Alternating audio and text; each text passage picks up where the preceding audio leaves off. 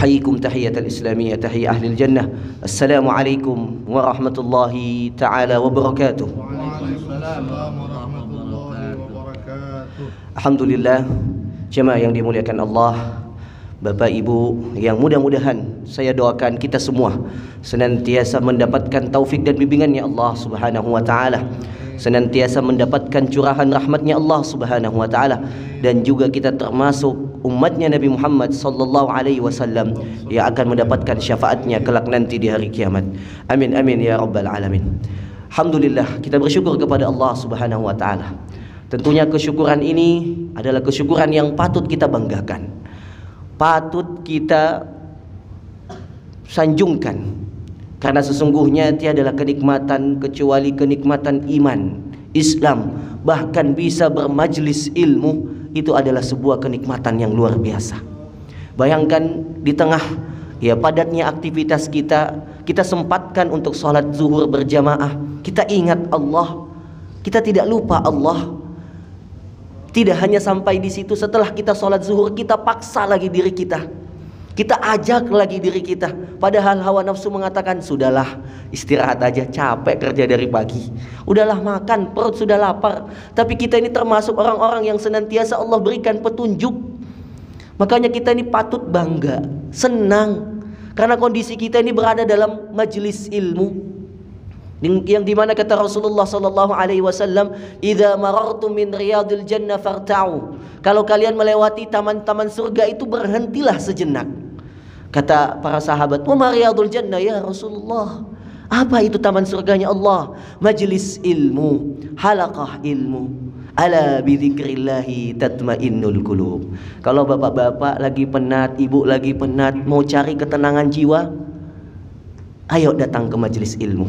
Tenangkan hati ini dengan ilmu. Bahkan Rasulullah sallallahu alaihi wasallam menjadikan masjid, salat itu sebagai peristirahatan beliau dari segala aktivitasnya. Rasulullah sallallahu alaihi wasallam pernah mengatakan kepada Bilal, "Arihna bis shalah ya Bilal." Dalam satu safar Rasulullah sallallahu alaihi wasallam mengatakan kepada Bilal, "Wahai Bilal, yuk kita istirahat." Istirahatnya Rasulullah apa? Salat.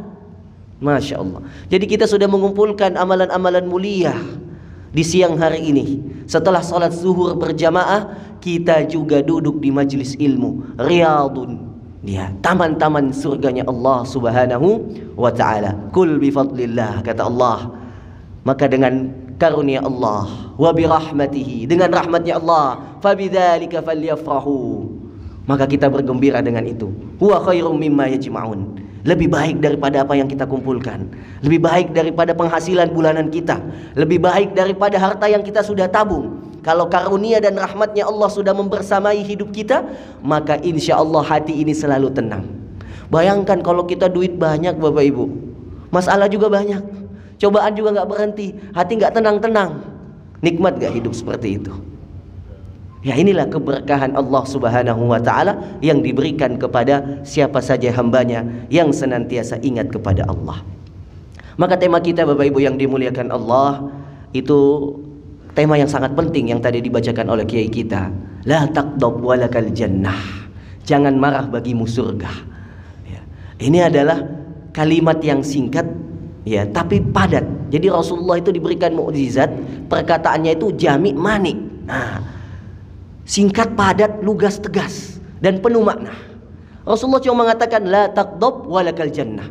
Bayangkan pahala ketika kita bisa menahan amarah dan emosi, bagimu surga, kata Rasulullah sallallahu alaihi wasallam. Sekarang ini Bapak Ibu yang dimuliakan Allah, fenomenanya ketika amarah sudah mencapai puncaknya, maka keimanan seseorang pun akan hilang dari dalam hatinya, maka kebinasaan pun yang akan menunggunya. Sehingga manusia ketika tidak ada lagi landasan sabar dalam dirinya, tidak peduli siapapun yang ada di hadapannya, akan dibunuh, akan disiksa, disakiti, dizolimi. Itu ketika puncak emosi tidak bisa kita bendung. Maka Allah Subhanahu wa ta'ala mengajarkan kepada kita melalui hadis yang mulia ini, hadis yang diriwayatkan oleh Abu Hurairah radhiyallahu anhu di dalam kitab Al-Imam An-Nawawi, Al-Arba'in An-Nawawiyah, di hadis yang ke-16 Nanti bapak-bapak bisa temukan hadis ini kalau mau mengkaji kembali. Rasulullah Shallallahu Alaihi Wasallam mengatakan, ya, ada seorang pemuda datang kepada Rasulullah. Anna rajulan qala lin Nabi Shallallahu Alaihi Wasallam. Jadi kebiasaan dulu para pemuda sahabat itu kalau ingin ilmu datang kepada Rasulullah, nanya kepada Rasulullah. Kalau ingin ketenangan hati datang kepada Rasulullah, tanya ilmu. Sekarang karena Rasulullah sudah tidak ada, bagaimana kita mencari ilmu? Al-ulama warasatul anbiya. Datang ke majelis ilmu, tenangkan hati. Tanya kepada ustadz, ustadz saya punya masalah ini, ustadz saya punya masalah ini, cobaan ini, ujian ini ya Allah. Apa? Bagaimana solusinya ustadz? Seperti pemuda ini datang kepada Rasulullah, bertanya kepada Rasulullah, Ausoini, ya Rasulullah berikan aku nasihat. Kenapa diri ini butuh setiap saat nasihat? Karena jiwa manusia itu ammaratum bisu. Innan nafsa la ammaratum bisu. Kita ini hidup kita penuh dengan hawa nafsu. Hawa nafsu ini kalau tidak dibendung, sikat sana sini. Sikat sana sini. Tidak peduli lagi bainal haq wal batil. Tidak ada lagi kepeduliannya ini hak, ini benar, ini salah, tidak. Yang penting ketika puncak hawa nafsu sudah sampai kepada batasnya, sudah selesai, ya. Tidak ada lagi yang namanya keimanan, tidak ada lagi yang namanya ketakwaan. Yang bermain adalah hawa nafsu. Inna syaitana lil insani aduwwum mubin. Itulah yang disampaikan Allah di surah Yusuf, yang bahwasanya syaitan itu menjadi musuh nyata bagi kita. Maka pemuda ini datang kepada Rasulullah SAW meminta nasihat. Ya Rasulullah ausini. Kata Rasulullah, qala la taghdab. Itu saja ya Rasulullah. Qala la taghdab, faradda miraran salasa marat. Rasulullah mengulanginya 3 kali. La taghdab. Kemudian ujungnya dikatakan walakal jannah. Bagimu surga. Laki-laki ini, pemuda ini tadi mendambakan nasihat yang panjang. Kan kalau kita datang kepada ustadz, ustadz beri saya nasihat dong. Kadang-kadang ustadz itu ngasih nasihat panjang, ya semuanya. Tapi ini pendek. La taghdab walakal jannah. Jangan engkau marah, bagimu surga. Kata Rasulullah sallallahu alaihi wasallam, kalimat la taghdab walakal jannah, kalau orang ini bisa melakukan dalam terjemahannya, baginya surga Allah Subhanahu wa taala. Apa sebenarnya makna di balik hadis ini? Apa sebenarnya yang ingin Rasulullah sallallahu alaihi wasallam sampaikan kepada kita? Karena ini bukan hanya petunjuk bagi pemuda tadi yang bertanya, tapi bagi kita semua. Ternyata ada salah satu nafsu yang paling susah untuk dikendalikan oleh manusia. Apa itu? Nafsu ammarah. Ya. Nafsu yang kita ini selalu condong kepada keburukan. Jadi kita harus tahu tabiat manusia itu atau tabiat kita sehingga kita paham. Makanya kenapa Allah mengajarkan kita pertama kali untuk mengenal Allah. Nah, jadi kalau kita ingin paham hidup, kenali dulu siapa Allah. Ma'rifatullah. Itu yang disampaikan oleh Syekh Nasir Al-Wan dalam kitabnya Tarbiyatul Aulad fil Islam. Jadi pertama kali anak yang kita didik ilmu adalah bagaimana dia mengenal Allah. Ketika dia mengenal Allah, dia akan mengenal dirinya. Ternyata oh diri saya ini la ammaratum bisu. Saya ini condong kepada keburukan. Laula ara'a burhana rabbi, seperti Nabi Yusuf alaihissalam. Kalau kita ini tidak dapat petunjuk sama Allah, kita sudah bermaksiat siang dan malam. Bersyukur kita ini jadi orang soleh. Bersyukur kita ini duduk di masjid. Kalau laula ara'a burhana rabbi, kalau kita semua ini tidak diberikan petunjuk oleh Allah, sudah bermaksiat kita. Mungkin saat ini kita tidak sholat, mungkin saat ini kita tidak ngaji, mungkin saat ini kita tinggalkan kewajiban-kewajiban. Laula ara'a burhana rabbi. Kalau kita tidak melihat petunjuk Allah, tidak ada di tempat di sini kita. Itulah yang Allah jelaskan dari surah Yusuf, di mana manusia itu penuh dengan hawa nafsu, kecondongannya itu keburukan. Akhirnya Allah menceritakan kisah yang paling fenomenal ini dalam Al-Quran. Sampai kalau kita lihat kisahnya Nabi Yusuf itu detail sekali Allah ceritakan. Kalau kita baca ya kisah Nabi Yusuf, ya kalau bisa dikatakan bahasanya itu vulgar sekali. Ya, kalau kita baca kisahnya Nabi Yusuf di surah Yusuf, sampai kisah menggodanya itu ketahuan, diceritakan. Ya, ini ada kasus, ya, kasus perselingkuhan, tapi nggak tahu, kisahnya nggak diungkap-ungkap, nggak selesai-selesai. Ini Allah Subhanahu Wa Taala menjelaskan kasus ini jelas di dalam Al-Quran. Kasus perselingkuhan yang hampir terjadi, tapi karena ada bantuan Allah. Di dalam surah Yusuf, Nabi Yusuf alaihissalam digoda oleh ya istrinya raja. Dikatakan oleh ya para mufassir adalah Zulaiha. Ya. Di situ dijelaskan sangat jelas, walaqad hammat bihi wa hamma biha. Ya. Ketika itu Nabi Yusuf masuk ke dalam, ya ini Nabi Yusuf ajudan. Ini ajudannya, ajudan istri raja. Oh, ini sama kasusnya ini dengan yang saat ini lagi terjadi. Tapi Ustaz tidak masuk ke situ ya. Ya, biarkan ini kita jadikan pelajaran. Ini sama, Nabi Yusuf ini jadi ajudannya raja di Mesir. Dia sangat dekat dengan istrinya. Sampai istrinya meminta dia untuk masuk ke dalam ruangannya. Wa ghallaqatil abwab. Sampai Al-Quran menceritakan tutup pintu aja diceritakan Al-Quran. Wa ghallaqatil abwab wa qalat haytalak. Sampai segitunya Al-Quran. Sini kamu Yusuf. Silakan deh Bapak Ibu baca terjemahnya habis ini. Sini kamu, kemari kamu. Sampai segitunya Allah ceritakan kisahnya Nabi Yusuf. Wa qalat haytalak. Kemudian Nabi Yusuf mengatakan qala ma'adallah. Tidak. Saya takut kepada Allah Subhanahu wa taala.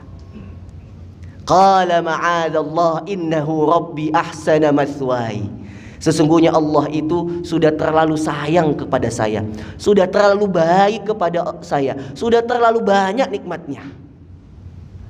Innahu rabbi ahsana mathwai innahu la yuflihudz zalimun. Sesungguhnya Allah Subhanahu wa taala tidak akan memberikan kemenangan kepada orang-orang yang berbuat zalim. Jadi di dialognya itu diceritakan Allah di dalam kamar. Ya. Kemudian lanjutannya apa? Walaqad hammat bihi wa hamma biha. Ternyata ketika Nabi Yusuf alaihi salam hendak pergi, hawa nafsunya itu mendorong mengatakan jangan, terima aja, mumpung sepi nggak ada orang, ikutin saja. Ini kan bahasanya walaqad hammat bihi wa hamma biha. Dua-duanya itu sebenarnya mau. Bukan cuma Zulaihanya, Yusuf juga mau. Laula ar-ra'a burhana rabbi. Kalau tidak Nabi Yusuf melihat petunjuknya Allah, niscaya dia akan mengikuti hawa nafsu tersebut. Jadi memang kita ini Allah ceritakan penuh dengan hawa nafsu. Jangankan ya Nabi Yusuf alaihi salam, nabi-nabi yang sebelumnya juga diuji Allah seperti ini, tapi kisahnya yang berbeda. Nabi Yusuf saja diuji Allah dengan hawa nafsu yang besar seperti ini, bagaimana kita? Makanya kita bersyukur kepada Allah karena sampai detik ini kita masih diberikan kesabaran untuk bisa melawan hawa nafsu. Maka tantangan kita saat ini adalah hawa nafsu. Maka cara meredam hawa nafsu ini dengan bersabar kepada Allah Subhanahu wa taala. Jangan marah itu artinya tahan kesabaranmu, tahan emosimu ketika engkau mampu meluapkan. Ya. Itu yang dimaksud oleh ulama. Jadi jangan sampai ketika kita marah emosi juga ikut. Marah itu fitrah. Marah itu bagian dari sifat manusia yang gak bisa kita hilangkan. Ustadz, saya pengen rasa marah ini hilang. Gak bisa. Karena itu fitrah manusia. Bagaimana caranya meredamnya sehingga tidak menjadi keburukan? Inna nafsa la'ammaratum bisu. Ini yang ditakutkan. Kalau sudah nggak bisa mengendalikan nafsu, nggak bisa mengendalikan emosi, yang ada apa? Kejadian perilaku keburukan terjadi. Maka berapa banyak ya kekerasan rumah tangga terjadi? Ya, saya baca datanya di Kemenak, 93% kasus kekerasan perempuan terjadi di dalam rumah tangga. Ini datanya valid, silahkan dicek. 93% kekerasan perempuan terjadi di dalam rumah tangga. Apa yang menjadi penyebab itu Bapak Ibu yang dimuliakan Allah? Ketika suami kita, para imam, tidak bisa mengendalikan nafsu, tidak bisa mengontrol emosi kita. Lihatlah bagaimana Rasulullah SAW dengan santainya menahan emosinya ketika Aisyah radhiyallahu anha membanting piring di depannya. Rasulullah SAW hanya tersenyum saja, tidak emosi, tidak marah, padahal itu di hadapan para sahabat. Coba kekanak-kanakannya Aisyah, dibanting piring, dipecahkan piring di depan Rasulullah. Rasulullah apa balik nampar? Enggak, sabar, dia tersenyum. Bagaimana Rasulullah ketika melihat sampai ke rumahnya, lihat di atas mejanya nggak ada makanan. Aisyah, nggak ada makanan? Iya Rasulullah, ini shaim, udah saya puasa. Santainya Rasulullah SAW. Kenapa? Keimanannya sudah dilatih, keimanannya sudah diuji. Kita ini belum diuji keimanannya, maka kesabaran kita itu tidak bisa sampai kepada batas maksimal. Maka ketika kita emosi, marah, tahan. Bagaimana caranya Ustadz? Dijelaskan oleh para ulama. Yang pertama, ketika kita emosi, hendaknya kita diam. Jadi Bapak Ibu, ya kalau yang sudah berumah tangga lagi cekcok, wah biasanya kan suami itu paling malas dengar ocehan istri, betul nggak? Paling malas. Karena kalau istri lagi ngomel, mohon maaf ibu-ibu ya, itu masalahnya 1 jadi 1000. Karena yang sebelum-sebelumnya diungkit-ungkit juga, gitu ya. Masalahnya 1, tapi yang dulu-dulu ikut juga. Pada 20 tahun juga ikut, 5 tahun juga ikut. Ya saya juga korban soalnya. Kalau istri lagi ngambek tuh yang dulu-dulu juga ikut muncul. Apa tugas kita? Diam. Diam, jangan sampai kita mengeluarkan suara. Ya, 1 kalimat pun jangan. Kalau tidak akan berantem. Akhirnya apa? Syaitan yang menguasai kita. Ya. Jadi syaitan itu ya dikatakan dalam hikmah, cerita hikmah, ini bukan hadis. Syaitan itu paling senang ketika ada 2 orang yang lagi berseteru. Ibaratnya kata para ulama, syaitan sedang mendapatkan bola yang akan dia mainkan. Jadi kalau ada 2 orang yang lagi berantem, potensi akan saling ya bersetegang, ya akan ribut. Nah, disitulah syaitan masuk. Disitulah syaitan bermain seperti layaknya anak bermain bola. Disitulah kesenangan syaitan mengawasi, ya membuat hati kita itu ya terbuai dengan emosi. Zuyyina lahum ya su'u a'malihim, membuat amalan yang buruk itu menjadi indah. Ya, kapan? Ketika kita sedang bersitegang. Maka kata Rasulullah, diam. Diam. Di dalam hadis yang diriwayatkan oleh Imam Ahmad, wa idza ghadiba ahadukum falyaskut. Kalau kita sedang emosi, lagi marah, cekcok dengan siapapun itu, diam. Diam. Udah dengerin aja ocehannya, sabar sambil zikir. Astagfirullah, astagfirullah. Ya. Misalkan contoh kita lagi dapat tekanan di tempat pekerjaan, sering diomelin bos, sering disudutkan, dan zikir saja, terima, dengarkan. Setelah dia selesai, kalau kita bisa menahan emosi, jawab. Kalau tidak, kata Rasulullah, tinggalkan. Ya. Jadi kunci yang pertama ketika lagi emosi, wa idza ghadiba ahadukum falyaskut. Diam saja, diam. Yang kedua, kata Rasulullah, ganti posisi. Jadi kalau udah diam nggak bisa, aduh, ya, ocehannya ini udah betul-betul nyakitin hati. Jangan dibalas. Tinggalkan dari satu tempat ke tempat yang lain. Di dalam hadis yang lain dikatakan, idza ghadiba ahadukum wa huwa qa'imun. Kalau lagi berantem, kita lagi emosi dalam keadaan berdiri, kata Rasulullah, ganti posisi. Ya, falyajlis, yuk kita duduk. Karena potensi dijelaskan oleh para ulama, kenapa mesti berganti posisi? Karena orang yang sedang berdiri itu lebih mudah untuk menghantam, untuk berbuat sesuatu, untuk menjatuhkan bahkan memukul lawannya. Betul tidak? Ya. Ya di mana-mana orang tinju ada nggak yang berdiri lombanya? Nggak ada. Namanya petinju itu lombanya sambil berdiri, nggak ada yang duduk. Ya. Itu salah satu yang dijelaskan oleh Rasulullah. Fa in zahaba anhul ghadab, kalau pergi rasa emosinya, alhamdulillah. Kalau belum, kata Rasulullah, falyattaji'. Nah, hendaklah kita berbaring. Di kantor nggak ada tempat tidur, Ustaz, gimana? Pergi ke musolah, berbaring sebentar, rehat, jauhkan dari emosi itu, zikir kepada Allah. Karena kalau kita tidak lakukan, berpotensi kita akan melakukan sebuah keburukan. Karena emosi amarah itu akan membawa kepada keburukan. Inna nafsa la'ammaratun bisu. Dan nanti setelah keburukan kita lakukan, akhirnya penyesalan. Penyesalan itu tidak bisa diulangi lagi, nggak bisa kita review lagi, balik lagi, nggak bisa. Kalau sudah menyesal, menyesal. Seperti kisahnya Habil dan Qabil. Ya. Kisahnya Habil dan Qabil ini salah satu penjelasan Allah Subhanahu wa taala kepada kita. Bayangkan Allah menceritakan ini dengan cerita yang betul-betul penuh hikmah. Hikmahnya apa? Kok bisa Nabi Adam, Nabi yang pertama, manusia yang pertama, keturunan yang dia miliki keturunan pertama, tapi kok kerjaannya melakukan dosa? Nabi Adam belum sampai beberapa waktu lamanya sudah berbuat apa yang Allah Subhanahu wa taala larang, ya, memakan syajaratul khuld, makan buah khuld di surga. Akhirnya dipindahkan ke bumi. Anak keturunannya Belum apa-apa sudah melakukan pembunuhan pertama. Watslu alaihim naba abnai Adam bil haqq. Ya, ketika kita membaca surah Al-Maidah, kita dapatkan kisahnya Habil dan Qabil. Itu pembunuhan yang pertama. Ya. Ini ada hikmah, ya. Qala la aqtulannak. Saya akan membunuhmu. Qala innama yataqabbalullahu minal muttaqin. Ya. Allah Subhanahu wa taala akan menerima kurbannya orang yang bertakwa. Jadi sudah ada ancaman-ancaman sebelumnya. Ya. Sudah diancam, ya. Sudah ada ancaman mau dibunuh.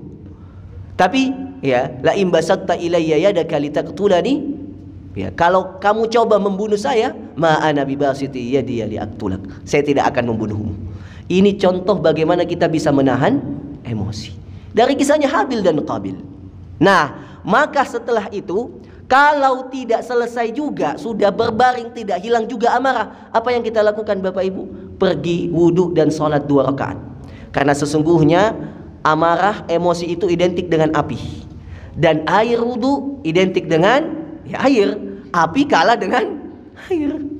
Ya. Jadi insya Allah setelah itu hati akan tenang. Baru setelah itu kita selesaikan masalahnya. Kalau tidak, ujungnya akan ya mendapatkan penyesalan. Nah, kemudian kata Rasulullah SAW, cara yang lainnya, ya, agar kita bisa banyak-banyak menahan emosi.